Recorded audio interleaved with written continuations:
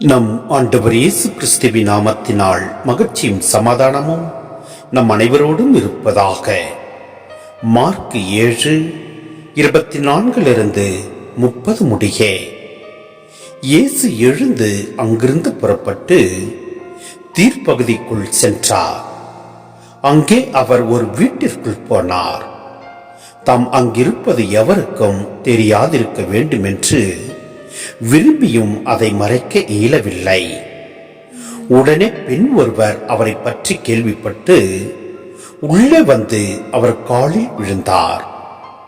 அவருடைய மகளை தீயாவி பிடித்திருந்தது.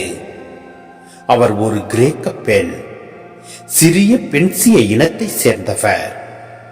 அவர் தம் மகளிடம் பேயை ஓட்டிவிடுமாறு அவரை வேண்டினார்.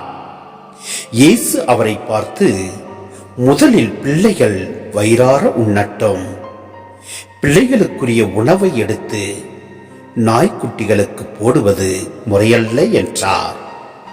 அதற்கு அப்பெண், ஆமையா, ஆனாலும் மேசையின் கீழ் இருக்கும் நாய்க்குட்டிகள் சிறு பிள்ளைகள் சிந்தும் சிறு துண்டுகளை தின்னுமே என்று பதிலளித்தார்.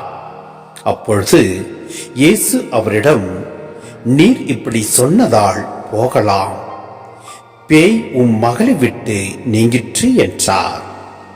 அப்பெண் தம் வீடு திரும்பியதும் தம் பிள்ளை கட்டிலில் படுத்திருக்கிறதையும் பேய் ஓடிவிட்டதையும் கண்டார். சிந்தனை: தம் மகளை குணமாக்க இயேசுவை வேண்டிய பெண் யூதர்கள் ஒதுக்கி வைத்த புறவினத்தை சார்ந்தவர் என்பதை நற்செய்தியாளர் மிக கவனமாக இங்கு சுட்டி காட்டுகிறார். பிள்ளைகள் நாய்கள் என்ற உவமையை கூறி இயேசு புறவினத்தாரை அவமதித்து விட்டார் என்று சிலர் இங்கு குற்றம் சாட்டுகின்றனர். இயேசு அப்புறவினத்து பெண்ணை அவமதிக்க வேண்டும் என்று இந்த உவமையை பயன்படுத்தவில்லை.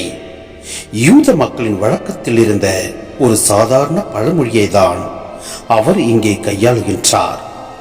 நாய்க்குட்டி என்ற சொல் யூதர் அல்லாத வேற்றினத்து மக்களை குறிப்பிட்டாலும் அன்றைய காலகட்டத்தில் இது ஓர் அவசொல்லாக கருதப்படவில்லை. அந்த பெண்ணின் நம்பிக்கையை சோதிக்க இயேசு பயன்படுத்திய சொல்லாகவே இது கருதப்பட்டது. ஆம், நம் ஆண்டவர் இயேசுவில் அப்பெண் எப்படியாக நம்பிக்கை வைத்து செயல்பட்டாரோ அதே நம்பிக்கையை நாமும் நம் ஆண்டவரில் வைப்போம். அவர் நம்மை ஆசீர்வதிப்பார், வழிநடத்துவார். அவரே நம்மை மீட்புக்கு உள்ளாக்கியவர். எனவே நாம் முழு மனதோடு நம் ஆண்டவரை ஏற்று நம்பிக்கை வைத்து செயல்படுவோம். எல்லாம் அல்ல இறைவன் நம்மை நிறைவாய் ஆசீர்வதிப்பார்.